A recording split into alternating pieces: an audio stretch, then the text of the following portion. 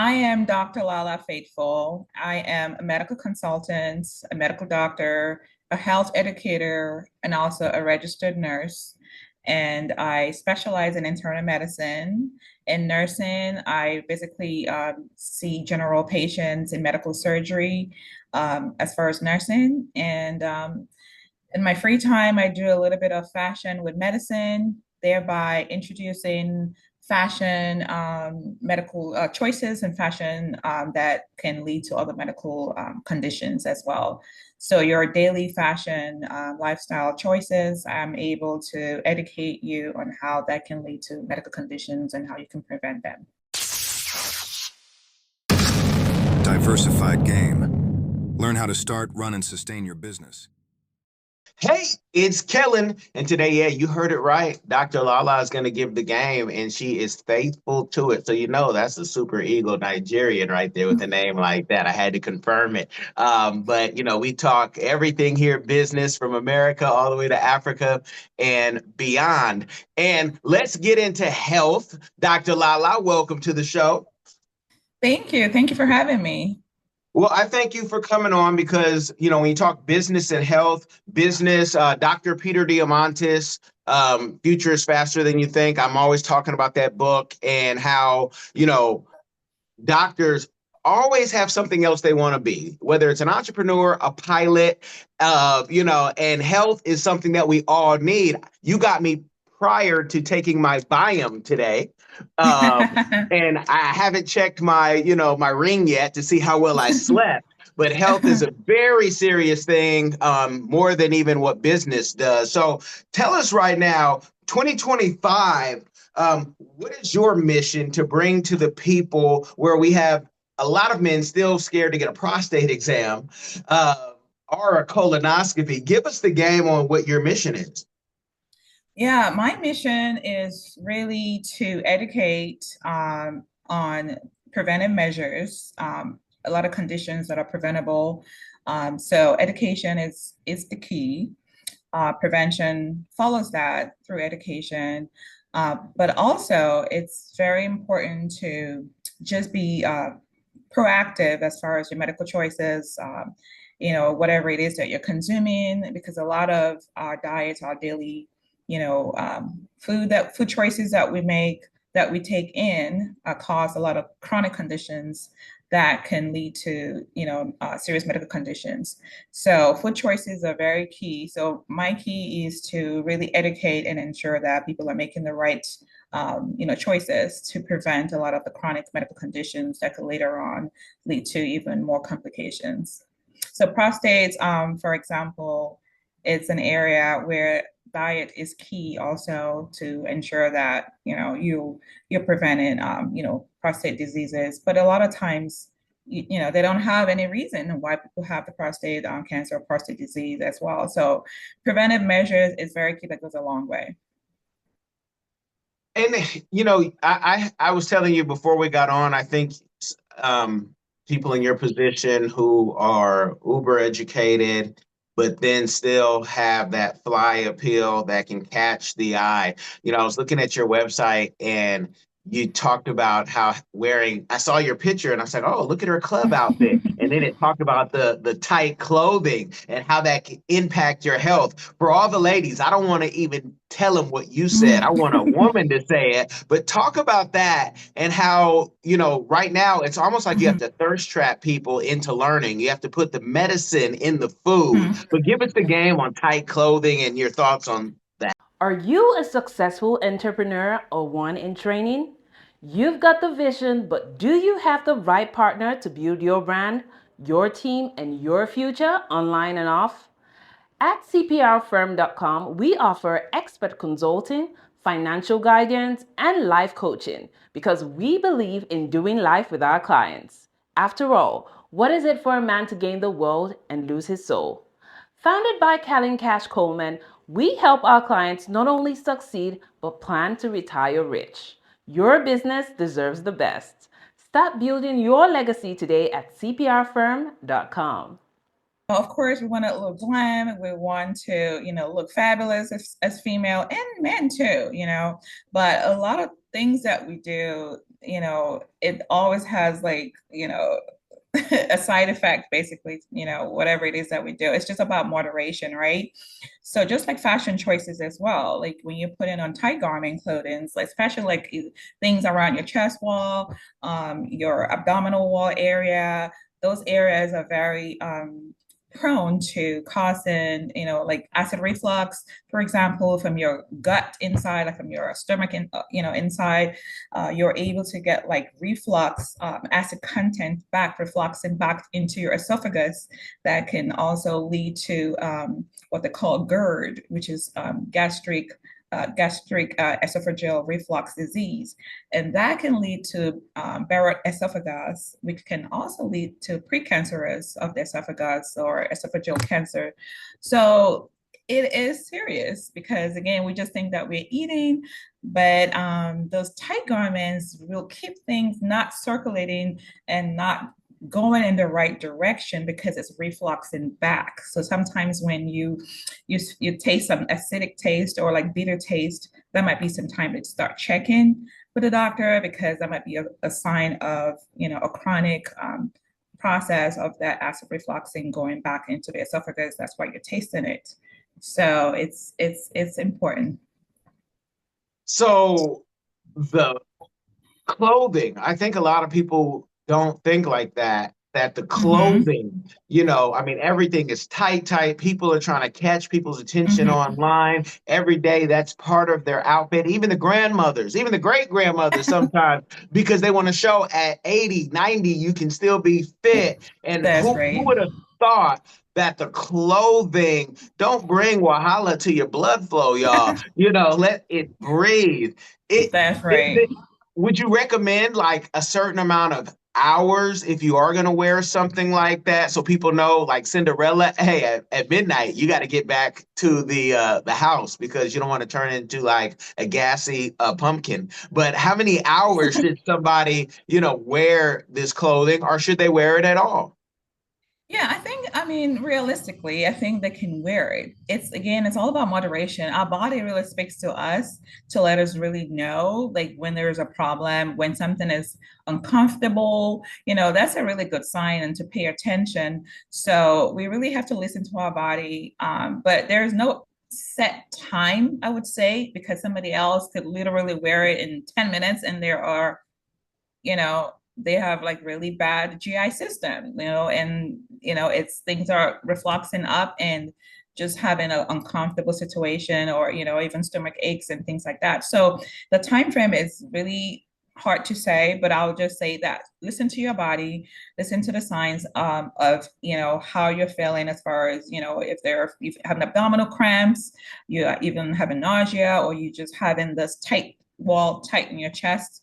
But I'll just say, just to a minimum, maybe you're going to an event, you can just go have fun and then just take it right off. Not like a whole day of wearing like a girdle and, you're trying to lose some weight and you have a girdle, that you're wearing your chest wall all day, like, this cinch your waist thing. I think those can be, not so good, But again, depends on how tight it is, and it depends on the placement of it also.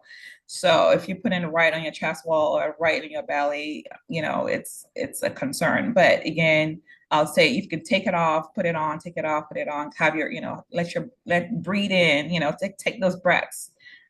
So that way you're not, you know, cons- accumulating a lot of the acidic contents. And you mentioned acid reflux. A lot of people will say, "Oh, well, my grandmother had that, or she just told me to eat some cassava or have some gari or have, some bread, whatnot." Everything in Mhm. Black people globally can be fixed with food, Yes. food and herbs. Can you talk about, what that is, and if somebody is maybe Mhm. having, certain symptoms twice a week, to go Mhm. get that checked out? We're surely not trying to diagnose y'all via a podcast, but people Mhm. don't know because a lot of people just in our community will say, "No, I don't, that's nothing. It's just hereditary." Yeah, I would say foods that usually have acidic contents are usually like chocolates or like, acidic content, maybe like tomatoes and things like that, or even alcohol. Those are known also to have acidic, symptoms, with associated with it. I would also say smoking is one too. So there are different types of food choices. I would just say like even sometimes citrus types of food are also like even your vitamin C or like what do you call it, citrus, like your orange juices and things. So it's all about moderation, because if you consume a whole lot of it, that could be also a concern.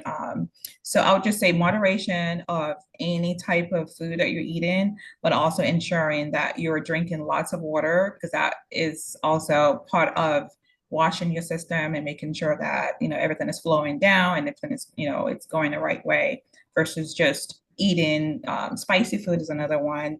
Any kind of spicy food is a huge part of symptoms that's associated with acid reflux as well. So I would definitely say make sure that you eliminate acidic food contents with citrus punch, citrus orange juices, any chocolates, smoking, alcohol, and those types of items should be eliminated. Now, health, that's your key thing, what you want to tell people. Where are you telling them? Are you doing a tour? I know you have a book on getting people board ready, but how are you telling people about their health journey? Can they book you before they contact you and waste your time? Let them know some ranges of that booking fee, because everybody everybody is rich online until it comes to hiring a speaker. Mhm. And then it's, oh, we just, this happened, that happened. So, how do you like to give your education to the people, and how do you like to be booked? I like to be booked, and I like to give my education through by presenting to small groups or even large groups, either offices, small offices, organizations, charity, governmental, organizations and things like that. But I also enjoy doing some Instagram posts. I just started, back on that, but I will post on education in regards to, prevention. And also I have a series called Fashion Hurts MD, which again, it's about fashion choices and beauty choices that leads to chronic medical conditions. And just to take a note that this health choices and beauty choices that I was referring to, like with the acid reflux of wearing tight garment clothing, those are chronic conditions. So it takes time to build that acid reflux symptoms. It's not like overnight, it takes time, a habit of it. So yeah, so I do that online on my Instagram on Dr. Lala Faithful, and I will be having a book coming out that will also focus on fashion hurts medicine. But I also have a fate book also that I have coming out as well, like a scripture fate book. Awesome, awesome. Well, we'll definitely have the links in the description to your lovely website. The book that you do have to get people board ready, are you assume you're like an advocate telling people go to medical school, or at least go get your nursing degree, because we have a 2 million plus shortage and need people. Where are you at with pushing that message? Can we see you maybe partnering with other organizations? Or I know traveling between the two states, you might have a reality TV down there in LA, coming. That But give would us, be nice. okay, so you're open to such things. I'm open to it, of course. Okay, well, and let me take my question back real quick. I asked that because when I was looking for your YouTube, I'm like, why is she not giving YouTube any love? And I saw, you doing stuff on the street in a Caribbean country for your own platform, it looked like. But are you anti-YouTube? No, I'm not anti YouTube. I just haven't really been a YouTube type of girl fan, or I don't know. I slowly got into the social media, I would say. I'm like more like just straight, just in people's offices or spaces. So I know that this is the new thing now. This is new age. So I'm slowly becoming a social media girl.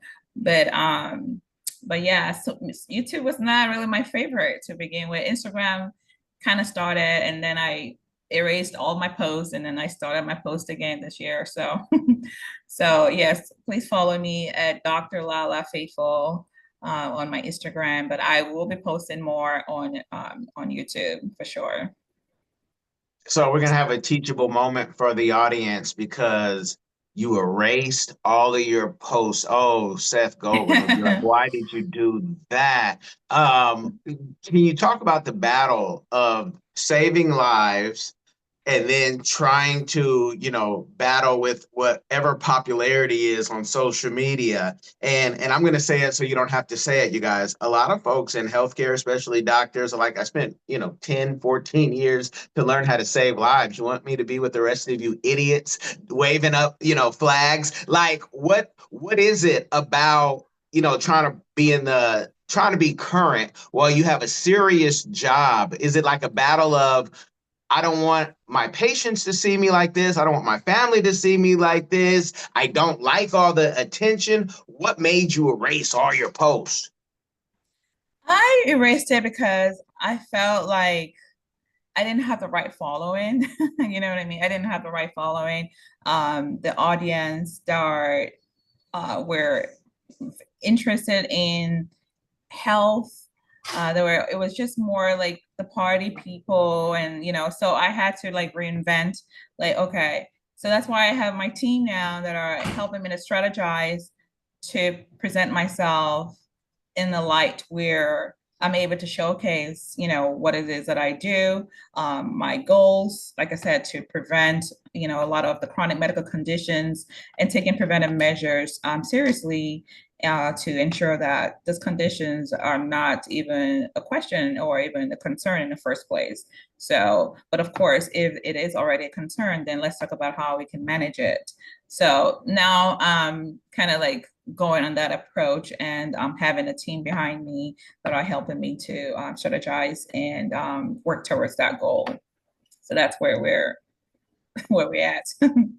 Team, don't let her delete these things. Take over the account before she has one of those moments. I just want to get rid of it all.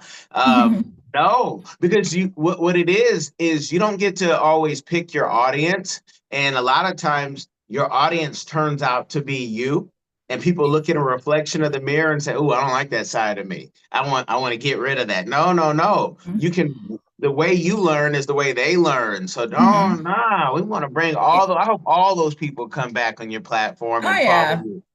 Oh Yeah. yeah, they're still there. It's just that getting, even more people that now I'm kind of like attracting, the health conscious people, but also educating the ones that are well not super health conscious, but now they're like, they're watching, they're picking up things, and I'm getting some DM and some messages, so through the stories. So it's working out well.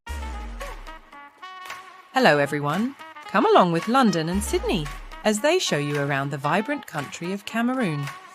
Explore the heart of Africa through the eyes of London and Sydney.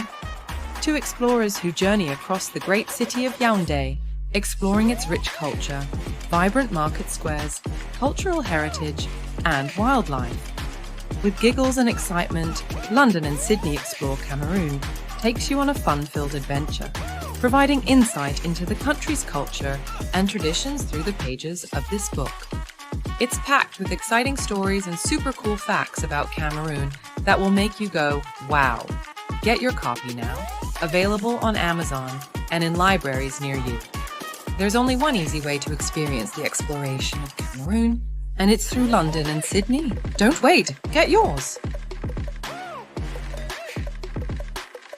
Would you rather get people who are, that really need your help because they're obese and they want to hear, the things that they've never heard?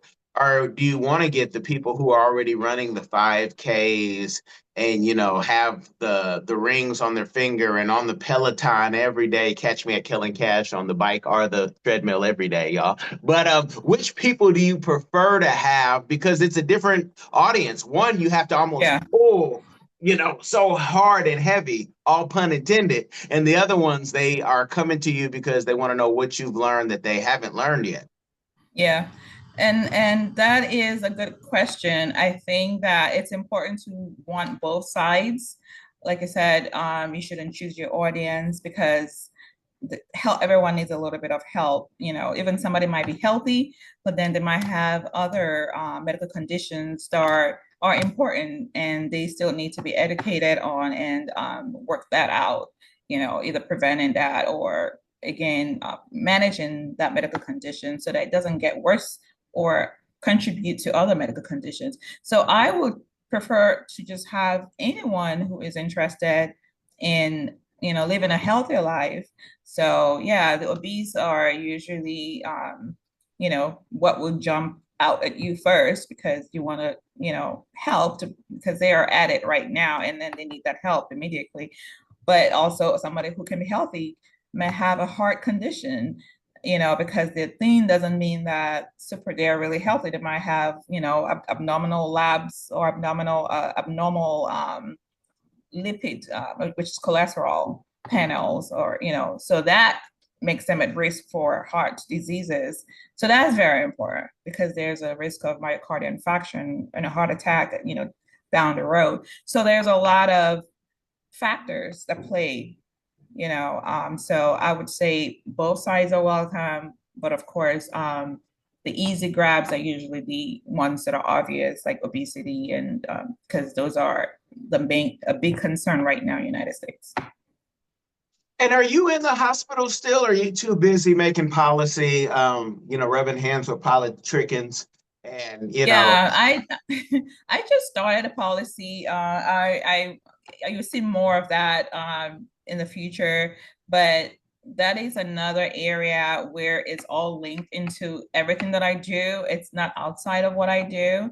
It's just that a lot of nurses and doctors are not familiar with with the power and with the advocacy role that they have to actually impact what they are already doing as far as health policy goes. So I am looking into that and making impact on a level where it would really bring about change to what we are already doing and improve what we're already doing, through health policy decision making, with the government. So that's something that I'm also working on.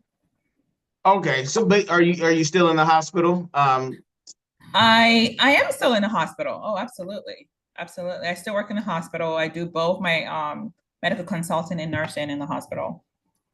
Okay, and I ask that because, people who don't deal with healthcare often don't know that it's typically not the physicians who are running, the policies and everything in the hospital. It's Hmm. the reason why things are so crazy. Hmm. Um, Oh, yeah. do you have any plans of saying, what, I'll get out of this hospital to, work at the CEO level, or I want to be on the hill with, the rest of the vultures out there? What is like, does that even tickle your fancy where you're like, I need to make change, where most physicians don't want to go into those arenas and stop doing what they're doing Hmm. every day?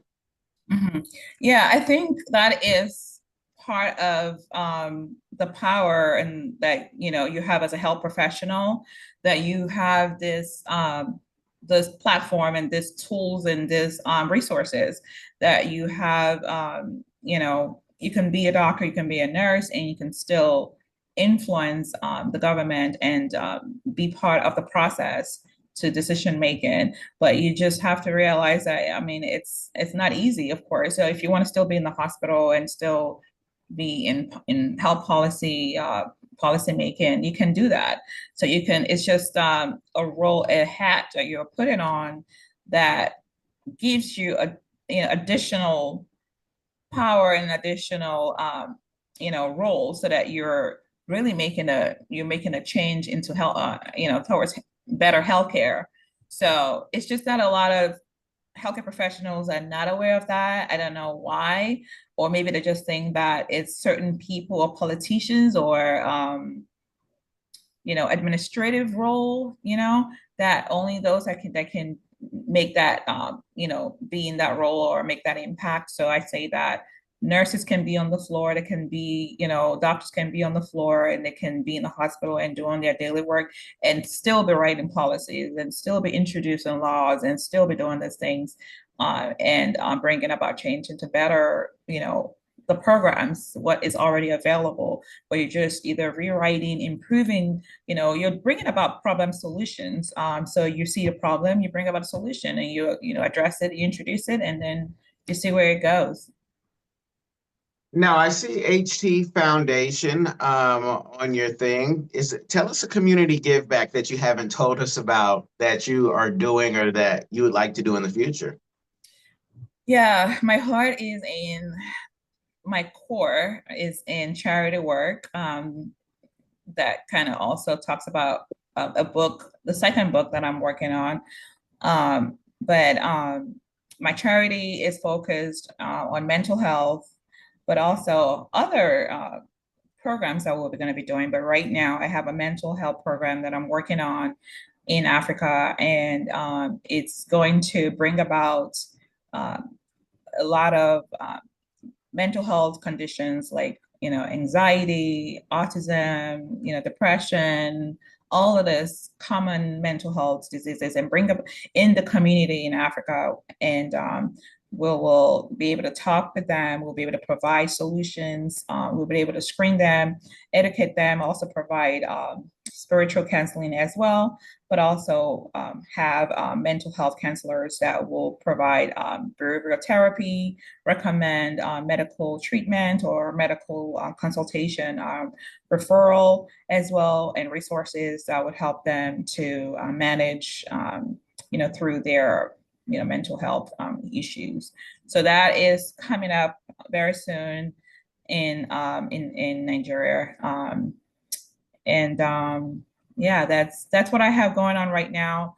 And then I also have the book, which is the religious spiritual book, because my core is charity work.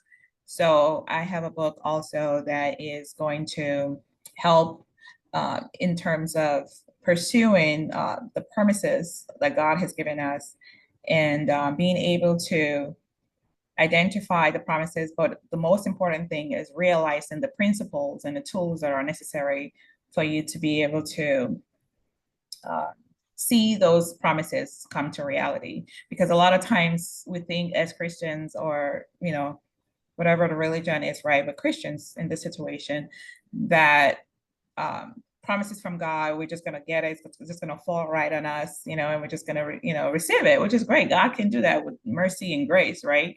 But also there are work that needs to be done. And we need to, either be obedient and pursue God, love in God and things like that.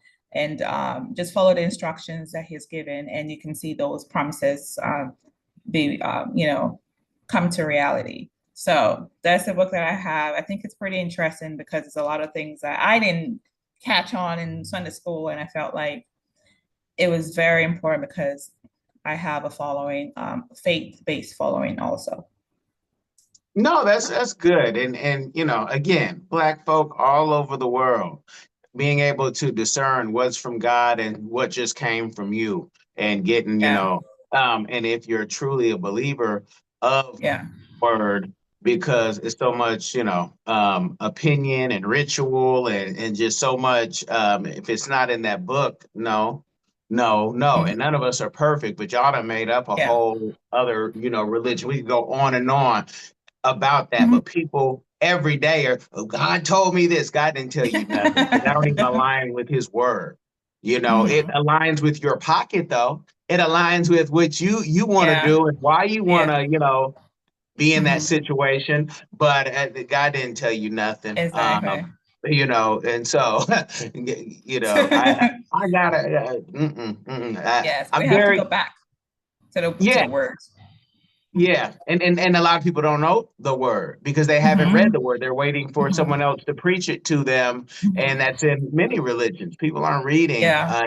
and that's unfortunate. You Yes. know, so with everything that you are doing, Hmm. because people would say, "Well, you know how to save lives. Why would you? Why would that just not fulfill you?" Many physicians, this is the teachable moment for somebody who might be a new physician or nurse, and you Hmm. thought once you got that degree and you got, whether it's the long white coat or you got fully the whole garb and you're the head nurse triage, why is that just not enough for most people in medicine? Is it just the stress of dealing with, the administration? Is it the patients? Because you deal with a lot. You deal with life and death, real life. Yes. Yes, we sure do. We see death every day. If not, you see a lot of traumatic situations. I think people in that go into medicine, nursing, I think they're special people generally. Of course, probably not all, but I feel like generally they have like a hunger and a desire to really help and see like deep change and just to really make a change and an impact in people's lives, and see people get better, see people recover, people be healed, and all of those things. They really want to transform and help and be part of people's story, and not just for like self gain, but like you know uh, deeply, either personal or spiritually, or however that is, because not every medical nurse in person is a spiritual person. We're going to say that, okay? But I feel like there is a common uh, characteristics that I feel like they have is that compassion to really just want to be part of people and just, like I said, save lives and just heal and just help the suffering individual. So they always, I feel like that also just having that compassionate, I feel like it allows that spread of like, I want to do more. I want to do more. What else can I do? Now, if they're going into entrepreneurship and other things, of course, I don't know, they could be doing that. But for me personally, because I know there are some nurses and doctors that do it for financial gain. And even if they love the patients, they're passionate and, they have this compassion, but they still want the financial gain. And there's nothing wrong with that. But some people like me, I can't do it all. Okay, I know that. But I really like to stretch beyond my ability because I feel like it's part of my calling to, to do more than I can, just at my comfort zone. I feel like you have to be a little bit uncomfortable to bring comfort to people, because that stretch, that being uncomfortable is where it's at, because you really go out of your way to really do something extra. And I feel that's where it's at, where you really see the reward, and and you see that even more impact in your life. So I feel like they really want to do more, and they're not content with just one thing, because there's always that desire and that urge and that itch to see lives change. And also I think it's just like an ambitious thing too. They want to just do more. So that's what I feel. Okay, well, that's what you feel. I want people to feel you. So I'm gonna again have the links in the description because when you do open up your YouTube and you Yes. start making content on that, I want people to be able to follow it. Because your videos, it's like I can see the content creator just wanting to come fully out. It's just Yeah. like you need to shake out what are my repe, what is my reme, what are my mother and father, what are they gonna say when they see this? And all good content creators, all good creatives know you can't live for that because to really get the people's attention, there's a certain algorithm you have to be on that, unfortunately, most elders don't see it. Ask Toby Owigwe, the rapper. His mom thought he was a joke, and now he has $1 million plus now. But you have to get out of that, because I saw it. I saw it in her street interview. She really wanted to come out and ask the question, but she wanted to be polite about it. Ain't no polite. Ask the question. If they don't like it, tira la puerta. They get to move on. But the game is real. How can we help you, and tell the people where we can find you again? What can we do to help you, and where we can find you? I would like to follow me first on my Instagram, my main Instagram page, which is at Dr. Lala Faithful, DR, my first name, Lala, and Faithful, just like it sounds, FAITHFUL. So follow me there, and I will be posting more. This year is going to be a lot of things that I'll be doing as far as policy, but also, bringing impact changes in the patients, improving patients' life in the community. So I'll be bringing more of that, but also education, preventive measures on my post. So you'll get a lot of learning, medical conditions, and especially how you prevent in medical conditions, and tips, and also my stories I post, motivational, inspirational, spiritual posts. Also, I do that also on my main page as well. And I have a book, like I said, coming out. Hidden Treasures is the book. Look out for that. Like I said, it will be on discovering promises and how to know the principles and the tools that are needed to see those promises become your reality and to bless your life. So that is Hidden Treasures book. And that will be on my website, which is drlalafaithful.com. And I'm also going to be posting more on YouTube, which is all right. You guys, you heard it. So if you guys don't see her YouTube, and let's say give her 2 months, go harass her Instagram, go fill her inbox and say, hey, you promised you'd give us more health tips.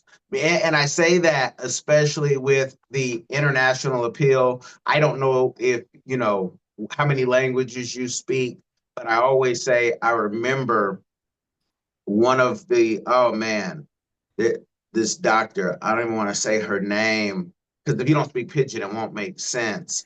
But she was the only doctor to give medical advice in pidgin. She was from Cameroon. I believe she was from Cameroon. And she had passed. I mean, beautiful woman, young woman, but she had passed. But I still think to this day, because of the algorithm and the language she was on, she's the only one giving it for that, that area online. Community, yeah. Yeah. So whatever, why people follow you, for whatever sound, YouTube is bigger and social media is bigger than just English. So, please, you guys, tap into your gifts and share it. I need you to comment. If I know majority of you are listeners, go over to the YouTube, put a voice with a face. You won't be mad at that. I need you to comment again. I need you to like. And most importantly, I need you to share this game with somebody. It will change their life. Y'all, be blessed. Remember, family business, it's different. Are you tired of the violence, tired of the injustice, police brutality, rampant discrimination, lack of gun control in this failed biased socioeconomic experiment called America?